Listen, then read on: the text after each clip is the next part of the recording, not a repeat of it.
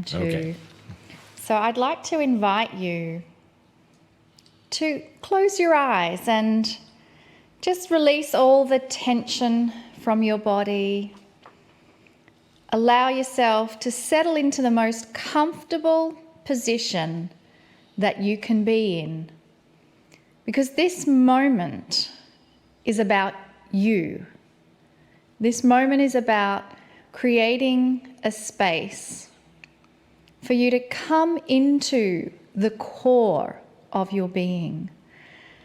Because within the core of your being is a place of peace, harmony, balance. And this is our natural state of being. And as we relax more into the comfortable position we are sitting in, we give gratitude and thanks that we are coming together, creating a beautiful coherence with our Australian family. And there may be others joining in, so we want to welcome others that are coming to join our Australian family. Welcome them into our circle. Send them gratitude and love as we listen to the message from Kryon.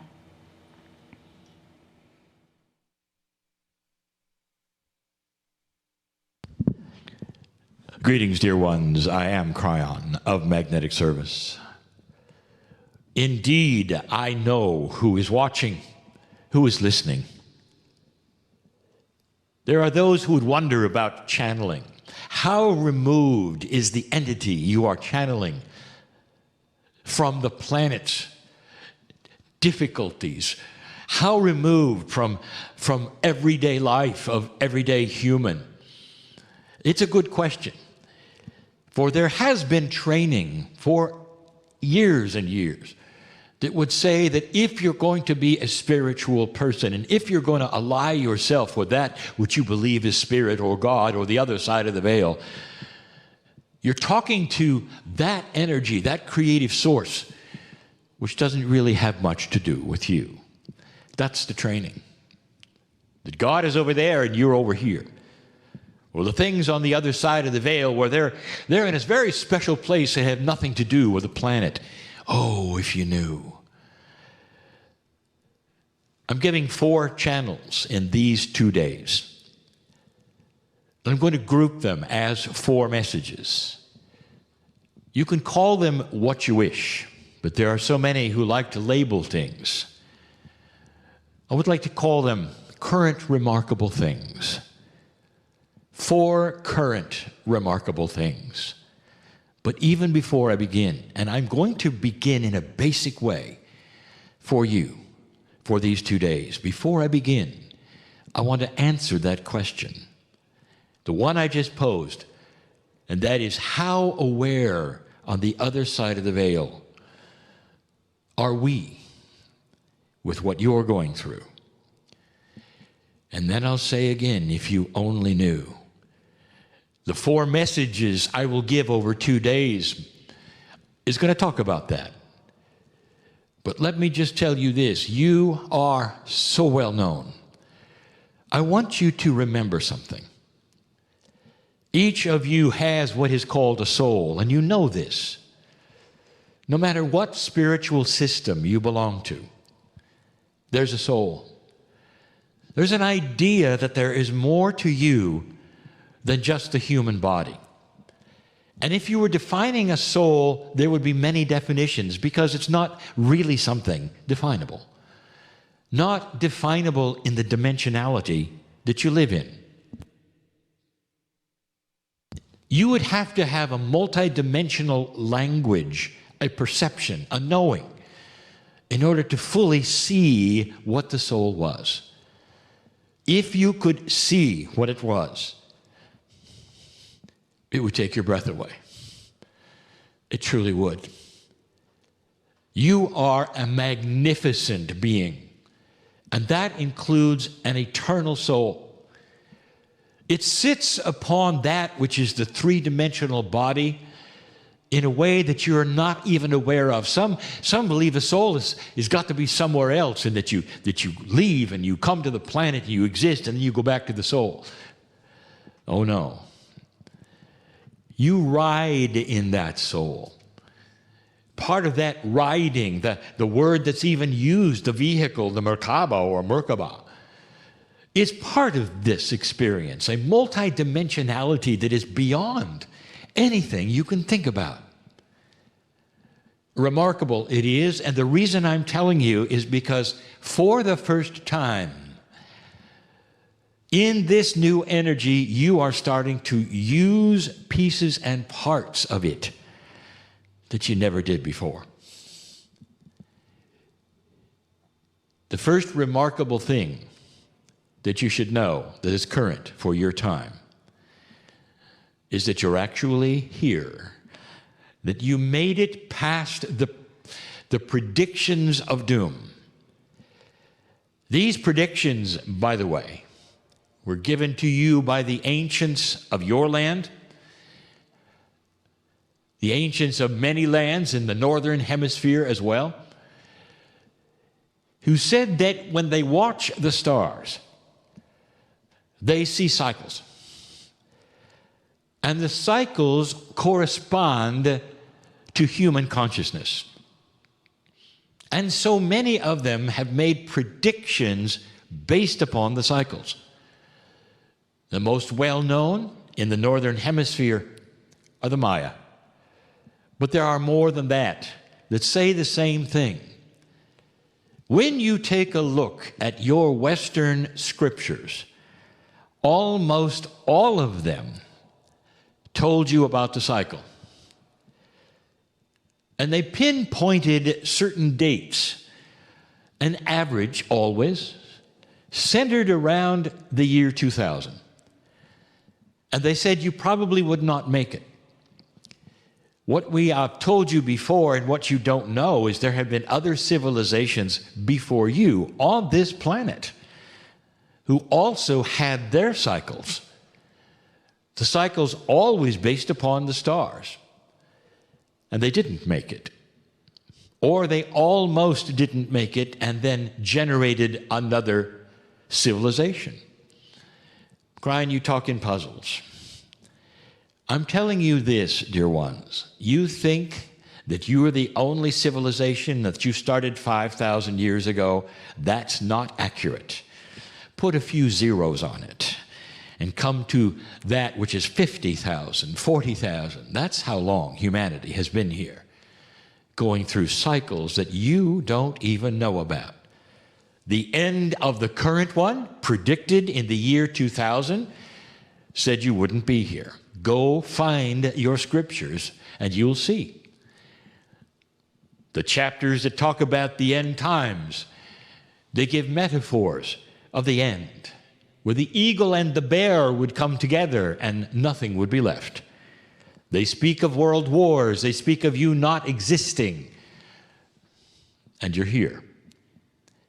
The first remarkable thing that is so current is that you made it. And if you don't think that's remarkable, go study the scriptures. And you will find that there really was no predictions past the year 2000 of what you were going to do, because you were not expected to be here. Go read even those predictions of Nostradamus and some others, and you will find that not much is happening to you in those scriptures and quatrains past 2012. Remarkably, something took place. Remarkably, it took place in that space of time, which was called the precession of the equinoxes. It's a 36-year window, note divisible by 12, that is a special window of time and allowance and consciousness that even the ancients predicted. And in that time frame, this planet started to shift and change. This is when the Soviet Union ceased to exist. It's when the Berlin Wall fell down almost overnight by itself. I arrived in 1989. The same time all of this was happening, because the marker was set. You were going to stay. There would be no Third World War. There would be no Armageddon, as you were told. And you would start another kind of existence, and we labeled it. A few years ago, we told you past 2012, if you should make it, you would have the new normal. That particular phrase has now been picked up even by your media. The new normal is here. And that new normal is what I'm going to talk about in the remarkable things. And yes, I will talk about COVID, dear ones, a little later. But right now, the most remarkable thing is this, is that humanity went through this cycle. And it wasn't really predicted you would. Some of you know of what I speak. There are those who still say you're going to terminate because you didn't at the right time, the time allotted for it. They say, well, it's just later. It's coming. You wait and see. So those who will then predict your demise are expecting it. What do you think that does to a psyche, a human body, a consciousness, when they don't think they're going to make it? Or they don't think their families are going to make it? You know who they are. You've seen them. I want to tell you something that is absolutely stellar and remarkable. Your magnificence is starting to show. The things that the ancients have talked about, and the gurus and the lamas, are absolutely correct. That consciousness and love and compassion are going to start showing. And that these will be part of the new normal in ways you have never seen before. And they're going to shock you because they're going to happen in areas of your own civilization that you don't expect them to.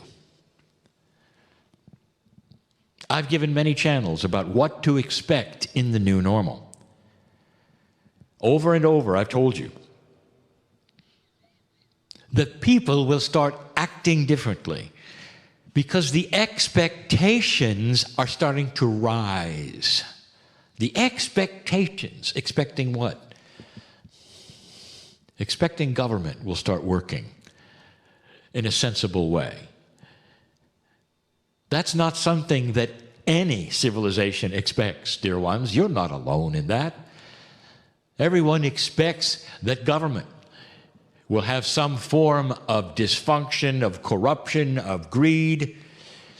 What if that starts to change? What if clearer heads prevail?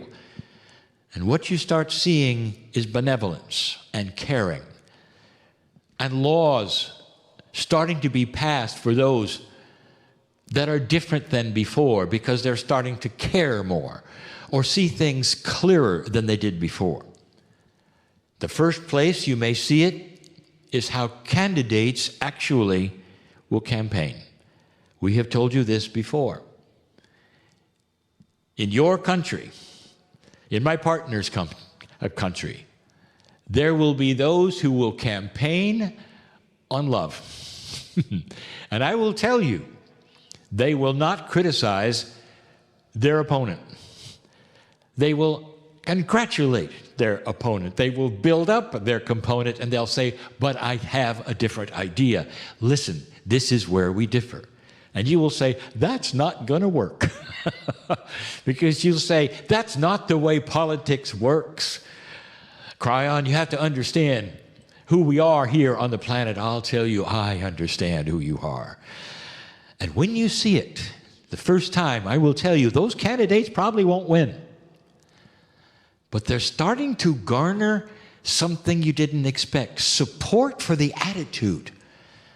An expectation that the good guys are out there. And they might actually have good ideas. More than that, they'll campaign on benevolence and magnificence instead of just the other way around. I've just given you worst case scenario politics so that you'll understand a new normal could be this way. I have more to talk about on that one in the next 3. The things you don't expect that might actually start to come to fruition. Corporations who care. Government that actually starts to care.